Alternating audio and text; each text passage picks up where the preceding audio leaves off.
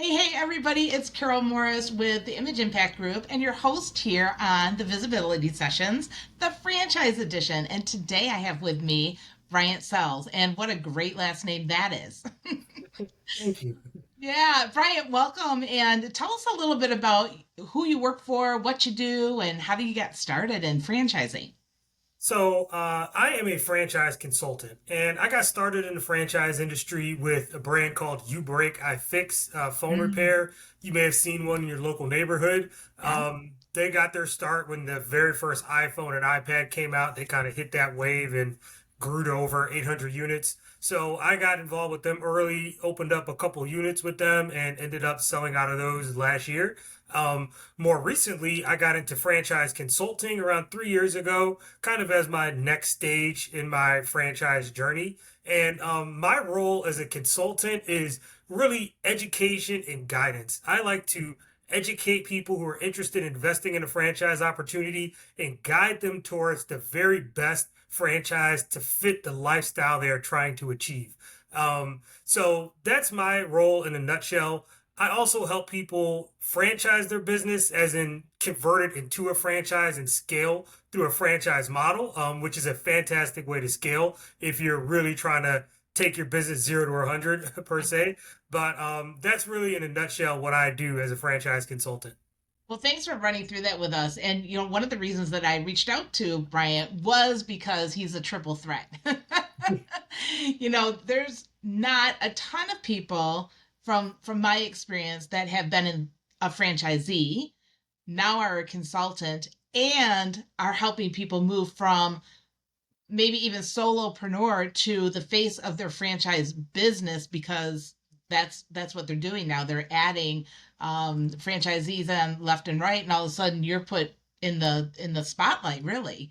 And I wanted to ask you about that. When you are talking to uh, individuals that are ready to move from having a single store, or maybe maybe they have many corporate, but they're ready to franchise. How how do you advise them on the role that they play as a leader and a client facing leader at this point? How do you advise them on that role and the importance of it to bring in new franchisees? Well, as far as the head of the business as the leader, you have to realize that people are investing in you more so than the business model itself. They're investing in the business model, but they're really following your lead as the leader of the organization. And culture matters a lot in franchising, and the culture is generally defined by the CEO, the founder of that organization. So you have to think of culture first, and then shortly after culture, you really need processes and organization extremely tight, because that's really the driving force behind what brings value to a quality franchise system is that repeatability and having those processes dialed in so well that you could take a former teacher or an accountant and be able to train them to execute on your business model in 2 to 3 months. And I love that. And I'm glad that you brought teachers up because I have a friend who was a former teacher. She was ready to Mhm.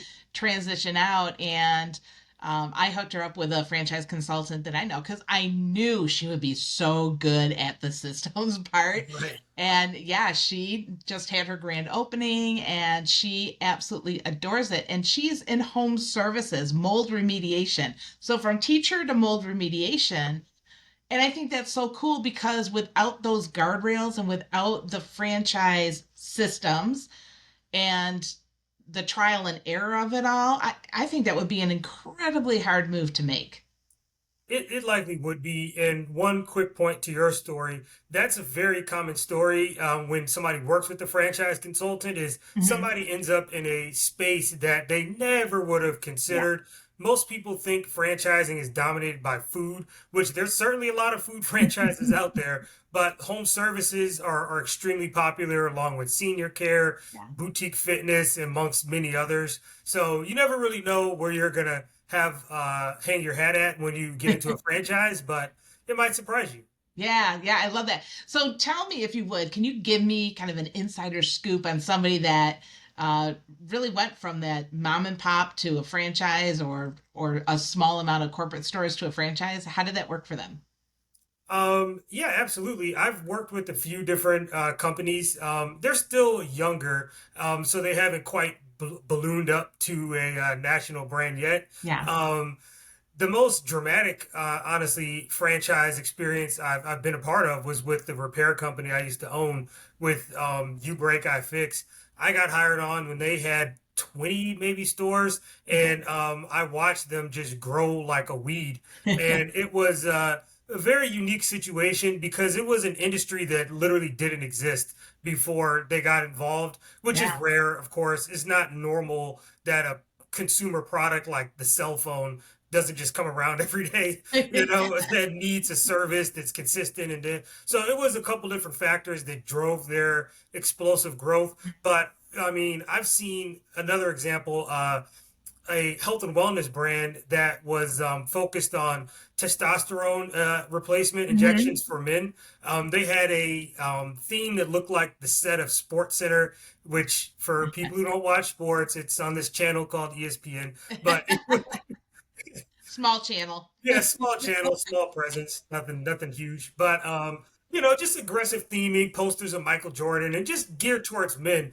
But I watched them literally sell. I think they sold out the entire United States in a year and a half. Oh. So this is probably I think 900 units or something. So it can be explosive for Mhm. sure.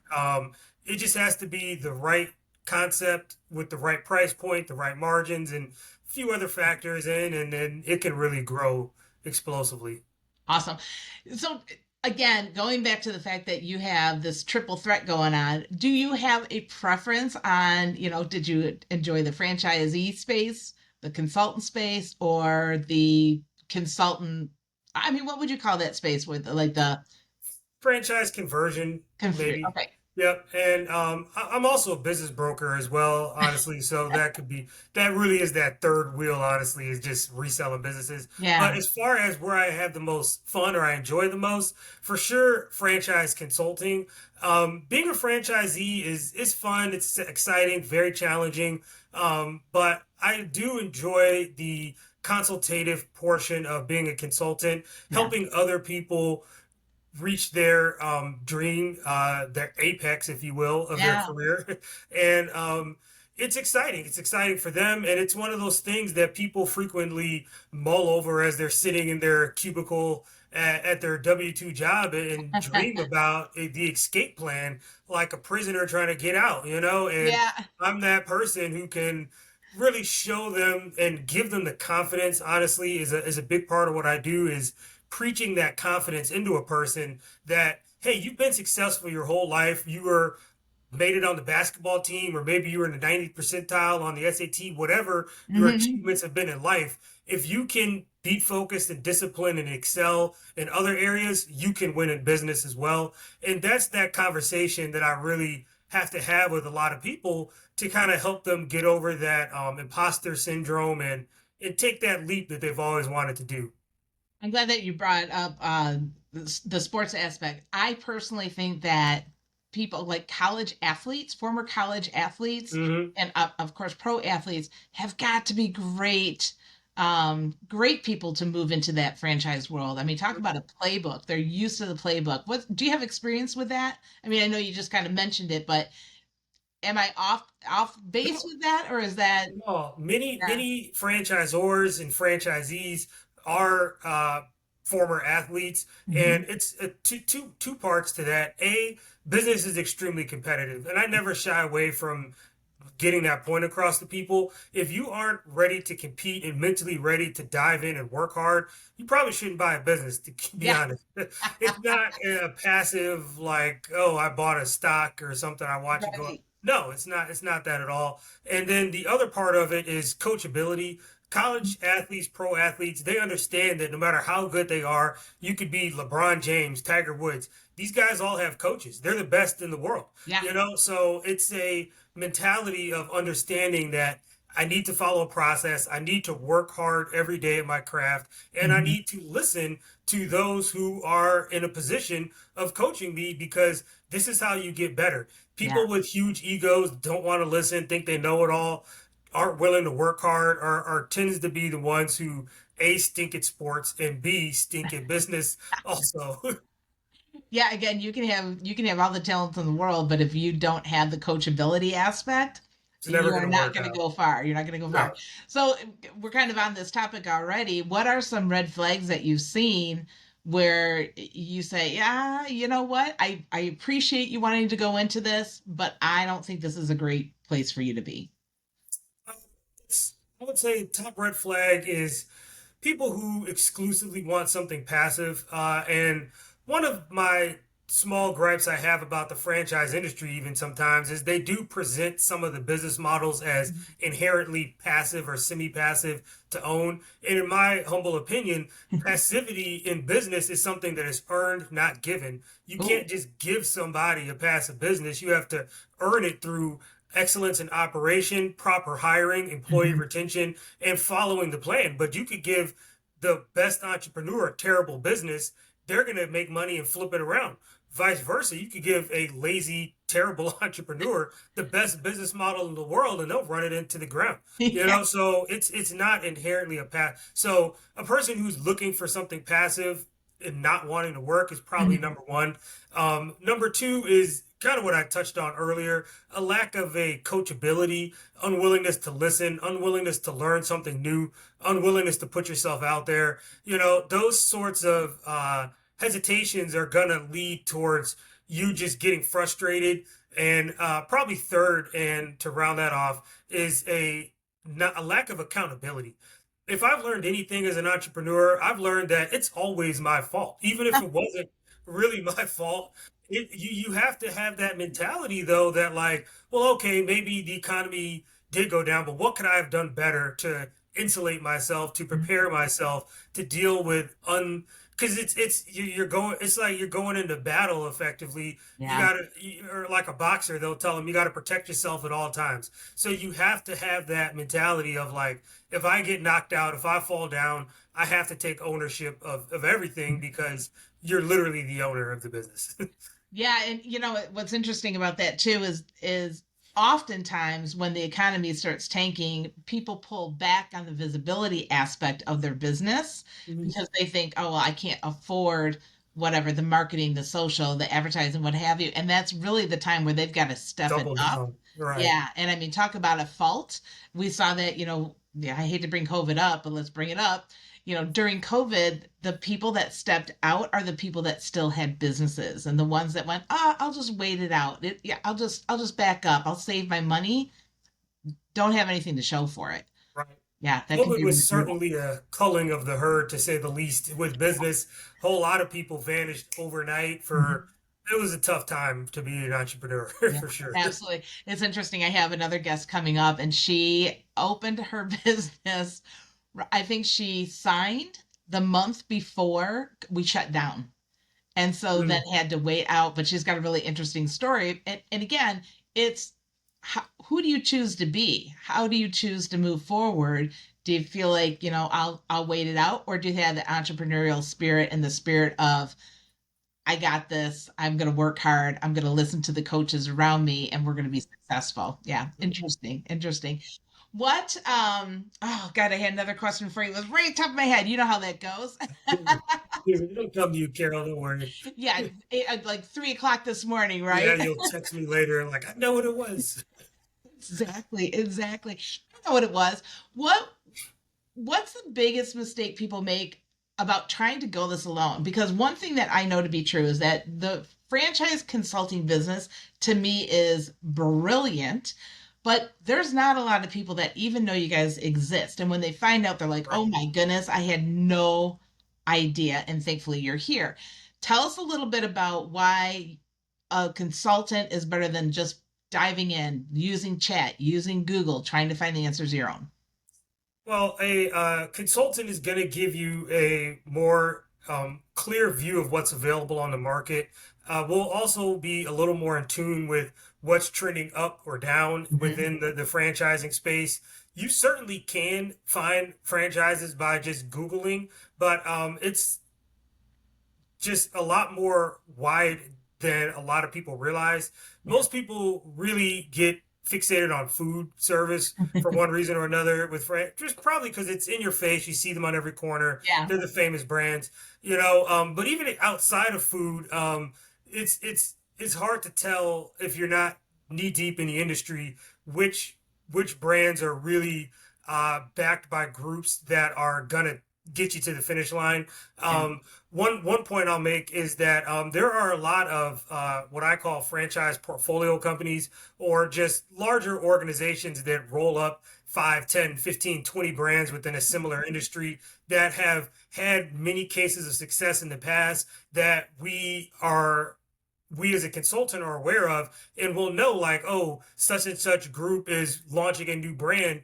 I know that they've found success and grown 5, 10 other brands to over 500 units in the past. So I'll know that, hey, this is one that you should really watch out for. Or, for example, the testosterone replacement concept, by the time you see one of these things pop up in your community and actually open, it's probably too late. Somebody already bought out all the other territory. So you really need to be aware of the trends in the industry because a lot of times by the time you see something show up in your neighborhood, the territory that's prime is gone, and getting the best territory is very important with a franchise model, for sure. So that's some of the things that I would kind of point out. A lot of it is just awareness of what's trending, what's coming to town before it actually gets there, and which organizations are doing the best at supporting their franchisees and enabling their growth. Yeah, absolutely. And it's a vetting process. And if you can go to a consultant such as you that's Mm-hmm. already vetted a bunch of different opportunities, that's such a time saver. And there's so Mm-hmm. much. I mean, it's so heavy how many ideas are out there and silos are out there. And like you said, you could get so excited about something. You spent all this time looking into it, and lo and behold, there's not a territory to be found, or you're moving to Alaska because that's all that's left. Exactly. Right? Yeah. Yeah. What this kind of brings up to me again the importance of visibility and the importance of being top of mind in all aspects of franchising. So whether you're starting out and you are looking for your next franchisee, I mean, to be um somebody that is in your pure purview, right? Consistently, that's going to make people get more excited than just saying, oh, I'll leave it to chance, right? Or, like you were saying, some of these companies and groups, when they have a new offering, they sell out because they are in front of people all the time. For you personally, for what you're doing now as a franchise consultant, how are you making sure that your clients and the people on, in your sphere are recognizing you and remembering you and keeping you top of mind? I It's definitely a challenging thing to do to keep that recognition and stay top of mind. A lot of it is consistent presence online, Yeah. somewhat. I do the best I can there, doing wonderful shows like yours, Carol, to get that exposure. A lot of it is networking and Mhm. connection in the franchise world, anyway. We a lot of conferences, a lot of Yeah. connecting on LinkedIn on the back end, things of that nature. As far as with clients, the people that I've worked with in the past, um, just keeping them on a mailing list, even Christmas card here and there kind of thing, and then just staying and just doing a good job so that they know when their cousin, coworker, aunt, whoever comes to them and says, "Hey, how did you get involved with so and so franchise?" That their my name is going to come out of their mouth and say, "Hey, Bryant did a great job." Because that's really what it's about, and where the seasoned franchise consultants get a lot of their deals from is from referrals from previous clients. So, like a lot of industries, as you build that momentum up, you do get a lot of referrals coming back in. Yeah, absolutely. And don't forget about the people that bought and now we're going to buy something else. And again, Right. you brought up groups, right? So, you bought a maid service and now you're going to do a glass cleaning service because it makes sense, right? You can go Mhm. in at one level and then, clean the house and say, oh, by the way, your windows are filthy. I've got an answer for that too. Right. See, Yeah, that's top-notch franchising right there when you yeah, stick one on top of the other. yeah, absolutely. Right. I love it. I'm learning. So, yeah, I was introduced to a franchise consultant about 4 or 5 years ago, and we've worked together ever since. As far as I do work for her, and I've just in the past 5 years, I've just become smitten with this whole profession. I didn't know what I didn't know, and that's one of the reasons that I like to talk to everybody and put this out there because people just aren't aware of what is really out there and available and the inner workings of it. And if they know, they're more likely to do, right? So Knowledge is yeah. power. Any last words of wisdom if somebody is looking to get into the franchise space where whether it's consultancy as a franchisor or a franchisee, what would your recommendation be? I would say if you are trying to get into the franchise world, maybe start smaller than versus larger. Don't go buy $1 million gym that you got to build out and leverage your home to get into it. You're like you mentioned maid service. That's a fantastic one. I Mhm. could show you a maid concept that's 100 grand or less. So there's a lot of opportunities in that 150 and under zone. Probably start low versus high, Yeah. unless you're already wealthy. Then go for the moon, whatever. Bring it Right, whatever. Go drop $1 million. Who cares? But yeah, if you're normal of wealth, definitely start smaller. on. Be Get your credit in line, get your assets in line, invest in property, invest in because your net worth matters in order to qualify for a lot of these concepts. So and nobody generally buys franchises cash, just like a car or a home. You get an auto loan or a mortgage. In the franchise space, most people shoot for an SBA. So SBA started 150 and just educate yourself about the lending aspect of it. Don't over leverage yourself. That's how people usually go down is they just run out of capital. Their debt service gets too much for them. But if you can get yourself financially educated and stable to get in and get a strong start up front, for me, that's the best advice I could give. Yeah, I love that. One of the things that I learned about that I think is amazing is the Rob's rollover. Hmm. Yeah, I think that that's so cool, and that's being able to use your 401k. There's Exactly. there's all kinds of rules and regulations, of course, but again, things that people don't know. So, well, if you're watching this and you've got some questions on franchises and you think that being a franchisee might be in your next chapter of life, reach out to Bryant. Like I said, he has got a wealth of knowledge on all different facets of the franchise world and industry, and you don't often get that. So, to be able to have some insight and insider information could be really helpful. So, Bryant, thank you again for joining me and giving us some great information to think about. And however we can help you, let us know. Thank you for the invitation, Carol. It was a pleasure. Absolutely. All right, everybody, we will be back with another interview. So stay tuned. Talk soon. Bye bye.